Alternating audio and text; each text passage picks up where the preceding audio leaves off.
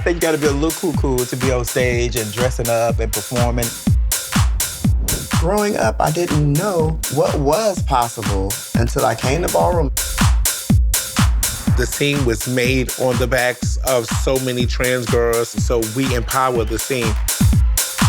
It's not until I met another trans woman in the ballroom community that was so beautiful and passable, and it was just amazing to me that you can actually transition. I just think that so many queer youth could benefit from this world of ballroom.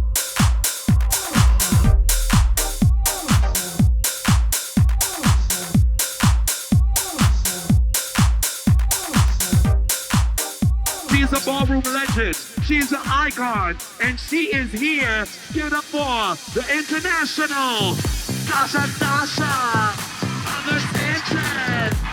Stasha. This is the mother of the House of Shakti. This is the mother of the House of Shakti. This is the mother of the House of Shakti. This is the mother of the House of Shakti. House of Shakti. House of Shakti. This is Stasha. This is Stasha. Goes on Gucci. Goes on Gucci. Give it up for the icon. Oh, give it up for the icon. Oh, give it up for the icon. So give it up for the icon. I am blessed, blessed, blessed, blessed. Blessed, blessed, blessed, blessed. Give it up, blessed, blessed, blessed, blessed. Blessed, blessed, blessed. Hey, give it up for the icon. Also wearing Maximilian Radar. Don't do my shit, girl. I just always wanted to model. I knew I wanted to be in front of the camera. But you know, sometimes we were told no, that that's not the life that we would have for us. And you start to doubt yourself. I am Stasha Sanchez, Stasha Garcon Sanchez, originally from Jacksonville, Florida, and I reside in Atlanta. But before I moved to Atlanta, I was living in Orlando, Florida, where I worked at several nightclubs there. And then I just felt like I wanted more for myself. And I knew leaving Florida would be the best thing for me. So I moved to Atlanta. And when I got to Atlanta, I won my first big national competition. And that was Miss Black Universe.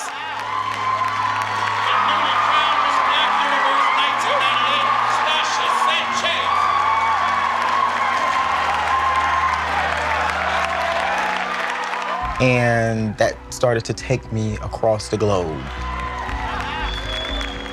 When I started walking, me coming from the pageantry world, I felt like it needed to be glamorous. So I would just pull out my dresses from like pageantry and shows and gowns and beads and feathers and furs. And they would always say, oh, she's wearing all that pageant stuff. She's wearing that pageant stuff. That's not ballroom.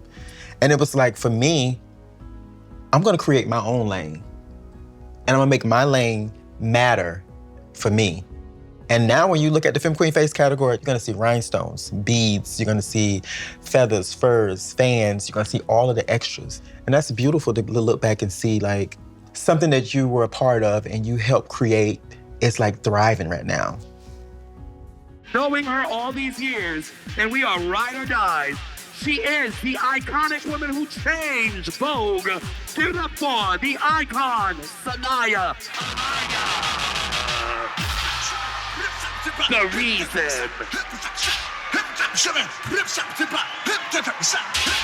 The IIIC, the IIIC, the IIIC.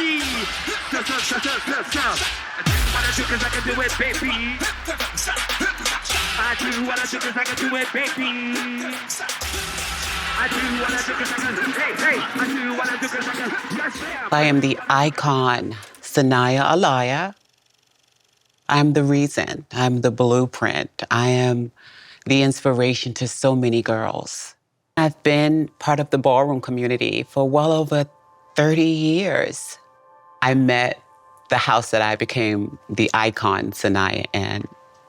And I wanted to join the house at 12. However, they would not let me because they said, oh no, you're gonna go back to school. You're gonna go back to school. You're gonna finish school. Maybe a few years, I wound up joining this house.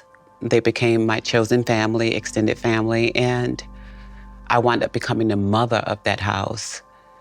And whoever knew that that would have been possible to, first of all, them not wanting me to be part of the house, now joining the house and becoming mother of the house. I just think that so many queer youth could benefit from this world of ballroom. It's a place where you can come and you feel safe. And I would say it's like a sharpener. You kind of sharpen your tools and creativity and discover things in you that you didn't even know existed, like your talents, and it can just take them so much further than they are and just give them a place to feel they truly belong. If we get to a point of security, I think we move different, we conquer life different, we accept things different, we dissect things differently.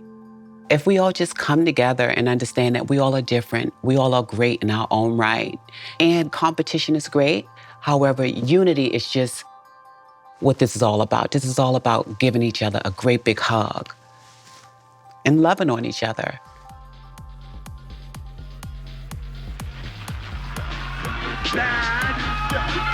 Bold and beautiful. Jusss Kelly, baby. Mother Caribana. I'm a Gemini, so I have two different sides. It depends on what person you get. I'm the icon founding mother of the House of Gorgeous Gucci. I'm one of the social media influencers of Ballroom. I'm a real competitive person when it comes to composition, and I want to be one of the top two mothers. I can stand with the best of the little girls and battle, just like, you know, because it's a different scale when it comes to the big girls and the little girls. I used to work downtown in the Village, and I never knew what went on at nighttime. And then my cousin took me to a gay pride parade, and I was like, oh my God, this is what goes on down here at nighttime? Her and her boyfriend at the time, legendary Riri Mizrahi and legendary Monique Mizrahi, they were dating at the time. And I heard them talking about this club that they was going to on 28th Street. And so I'm like, okay, I'm sitting here with y'all. We always go and do things. Why y'all not taking me with y'all to this club? So I found the club. It was called the Clubhouse. And that was the first time I was introduced to ballroom scene. And I was just blown away at everything that was going on and everything. And I haven't stopped since then. And that was October 22nd. I ain't gonna tell you the year. Tonight she's Mother Trade. You better work that dress, Miss Mother Trade. Tonight she's Mother Trade. Tonight she's Mother Trade. You better work that dress, Mother. I am the icon, Mother Divine. I am from the House of Gorgeous Gucci. It's a beautiful house. It's young, it's vibrant, it's new. It has a lot of fresh green blood that is great because we're able to take that and mold it and help mold them into what they want to be instead of what we figure they should be.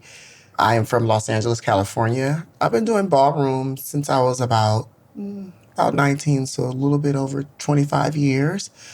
I had been doing performances in clubs as a female impersonator, and the ballroom community was in the audience, a couple of friends from there, and they invited me over and showed me tapes of ballroom, and it was so interesting. I was already used to being on stage, so I felt like that was the next level. I was nervous and lost, but I knew I'm the type of person that I love to accept a challenge. And so I knew that I wanted to conquer that, no matter what it was. Growing up, I didn't know what was possible because there wasn't really anyone there to show me until I came to ballroom and seen what others did to inspire each other and became part of that system and the camaraderie.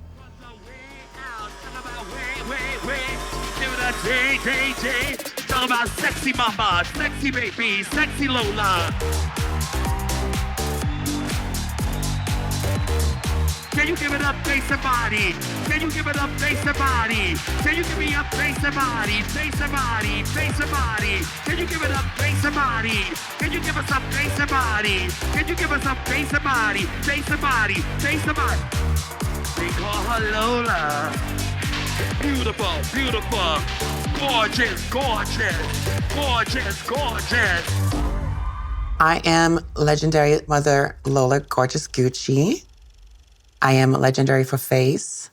And right now I am walking the 6th category, because I want to get the legend status for that category. I just received the title of Queen of Sex back in February, which is one of the biggest titles for sex siren that's been given over 2 decades.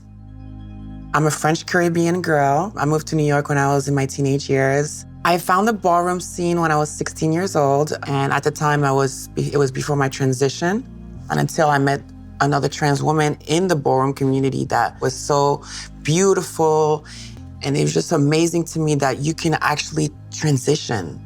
So coming to America, it was like a burst of fresh air, a burst of energy, and I just felt free, even though at the time, we may not have been as free as now in this day and age, but back then I still felt free and I felt accepted, and you know what I mean? Like, I felt like I could be accepted and be part of something, you know? Come on, Mona Lisa. So this right here, this piece right here is absolutely gorgeous. This is what I'm wearing tonight. It has a long train. It's silk and ostrich feathers. Very expensive. My gay parents, like, I just feel like they taught me a lot about the transition part of it. And that was important to me because if you don't have anyone and you're trying to transition and you're going through that journey by yourself, it's really hard and difficult. And it's a really emotional drive that you're taking. And she instilled in me, like, the way to go about it. You know, don't do this, don't put this in you. You know, just teaching me the right things, and I'm definitely grateful for it. I was taught those amazing things. So now I can give that back to someone else. To be honest, I really didn't have anyone to, like, teach me the ropes of sex in our community. I was kind of, like, stuck in a place of how? Like, what? How do you do? What do you do? You know, like, and then you start to think about all the negative things that happens in our community, and you're like, oh, well, I don't think I should do it. Like, it's mind-boggling, because you have so many different emotions, and you just get confused. And I found out that Stasha was way more important when I realized who I was. I found out who I was, and everything in life that I do now, I do it on purpose. I feel good. You know, when your adrenaline start running and you start getting in that zone, that's where I'm at. I feel like amazing. Me being a trans woman is one thing, but there are actual cisgender women that look up to me and admire me and what I do and my work ethic and my beauty and my style. Growing up, I didn't know that was even possible. I always felt like we were going to be looked down on. It was trashy to be a woman when you were born cisgendered male. I didn't know that I could matter and I could make change. Makeup's on, hair's almost done, we're almost on the way. I came out at a time where we were kind of a shifting generation where silicone was like the easiest way for Black and brown bodies, the cheapest way actually, to kind of feminize themselves and affirm their identity. So in today's day, you have governments paying for gender-affirming surgeries. Also, marriage equality. I mean, to ever dream about having marrying the man of my dreams, I never thought that was even possible. So it was a dream I've never dreamt. And lastly, with our preferred pronouns, giving every person a place to belong, a space to feel like this is where I feel comfortable in versus shoving them in a box of what I feel you are or where I feel you belong. So just this inclusion and this liberation is just beyond, it's freeing, it's refreshing. And I know that if I had this when I was 16, who knows where I would be right now.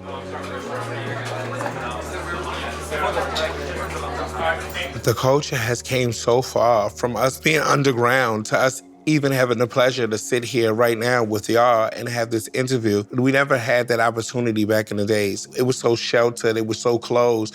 But now for the community to be open and so abroad that we're in America, we're in the UK, we're in Spain, it has taken the culture to a whole nother level that we never thought that we would ever reach. And we still haven't even reached the plateau that the community can see.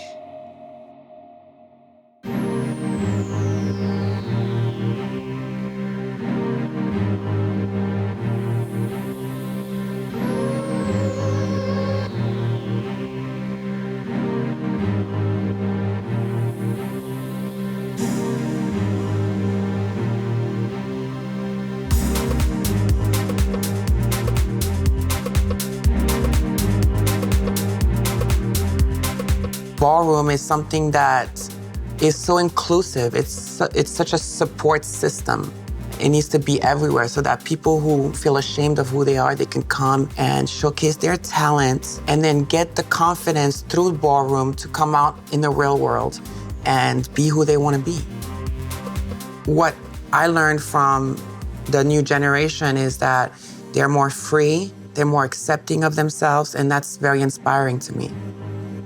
Ballroom helped me realize that my experience through life was inspiring to the next girl under me, and knowing that the younger girls were watching and inspired by and wanted to be like me, and I had to realize the power in that. I feel like the things that I've been through have created the treasure chest that I've become. To not give these jewels to the babies and the generations to come, it's like once I'm gone, that treasure's buried and no one has those gems. So it's important to give your lessons to the youth because you make life better for them and for generations to come. When we were young and we were going to these parties and we had to sneak off and go to these underground places and enjoy ourselves, and we had the best time ever, that's what Ballroom is. So that is gone, but it's still a beautiful thing, you know. Trans power is liberation. It's freedom, it's in your face, it's joy. It's just impactful, it's bold, it's beautiful, it's sensual. Trans power is phenomenal. Trans power is power. We are power. Trans girls rock. Trans power is prevalent now and forever. It's just amazing to have, you know, and everybody don't have that. And if you don't walk in the shoes of a trans person or trans woman or trans man, you never know the power that you possess. And I have some really amazing power, right? Because I'm sitting here doing an interview and y'all are just sitting here quiet and y'all are watching me and listening to me, right? That's Femme Queen power.